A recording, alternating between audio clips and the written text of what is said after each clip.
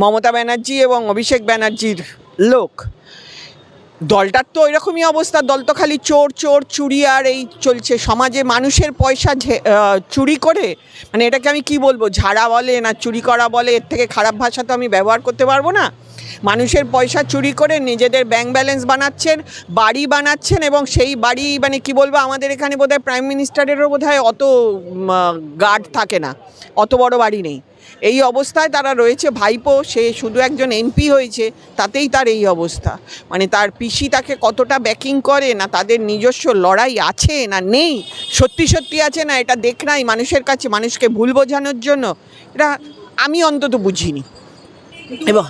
এবং এইটুকুনি বুঝি, ওরা এই দলটা সমানে মানুষকে ভুল বুঝিয়ে যাচ্ছে, মানুষকে পয়সা দিয়ে অনুদান দেখিয়ে করে যাচ্ছে। এত বড় ধাপ্পাবাজ, দুর্নীতিবাজ কি করে হয়? মমতা ব্যানার্জি একজন মহিলা হয়ে মহিলাদের কলঙ্ক আমার মনে হয় উনি মহিলাদের কলঙ্ক। আর অভিষেক ব্যানার্জি তো মানে সোনার চামচ নিয়ে জন্মেছেন, তিনি এখন যেভাবে পাচ্ছেন জিনিসটাকে লোটার চেষ্টা করছেন। তার মাথায় অনেক কিছু, তার পারিপার্শ্বিকভাবেই হচ্ছে, একই আদর্শ, একই বাড়ির লোক, তো একই জিনিস হবে। উনি তো সবসময় বিরোধীদেরই চক্রান্ত দেখেন। উনি নিজে যে চক্রান্ত করছেন সেটা তো বোঝেন না, উনি তো সবসময় বিরোধীদের চক্রান্ত দেখেন। উনি অন্যায় করবেন, উনি শ্লীলতাহানি করবেন, উনি টাকা দিয়ে সেটার দাম দিয়ে দেবেন, মানে লোকে শ্লীলতাহানি করে টাকা দিলে তার দাম হয়ে যায়। উনি এক একটা করে নাটক অভিনয়, উনি কেন যে অভিনেতা হলেন না বা অভিনেত্রী হলেন না এটাই আমি ভেবে পাই না।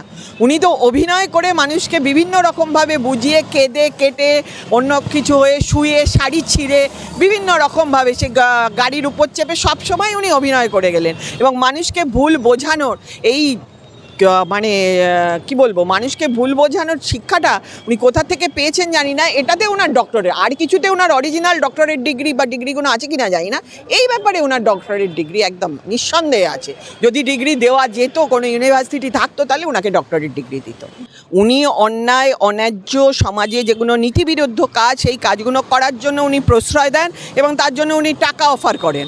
তা উনি এর বিরুদ্ধে সরব হবেন কি করে? উনি ওনার লোকেদের, ওনার দলের যারা আছে তাদেরকে তো এর জন্যই রাখেন, এর জন্যই প্রশ্রয় দেন, তাদেরকে পিছন থেকে সাপোর্ট করেন। তা নাহলে এত চোর, চাকরি চোর থেকে শুরু করে টাকা চোর, কোটি কোটি টাকা লোকের বাড়ির থেকে, আলমারি থেকে দেয়াল ফুঁড়ে বেরোয়, উনি তো এগুলোকে প্রশ্রয় দেন। উনি নিজে সততার প্রতীক হয়ে, মমতা সততার প্রতীক হয়ে, কিন্তু এখন কোথাও লেখে না দেখবেন সততার প্রতীক। ওনাকে লিখে দিতে হতো আমি হচ্ছি সততার প্রতীক।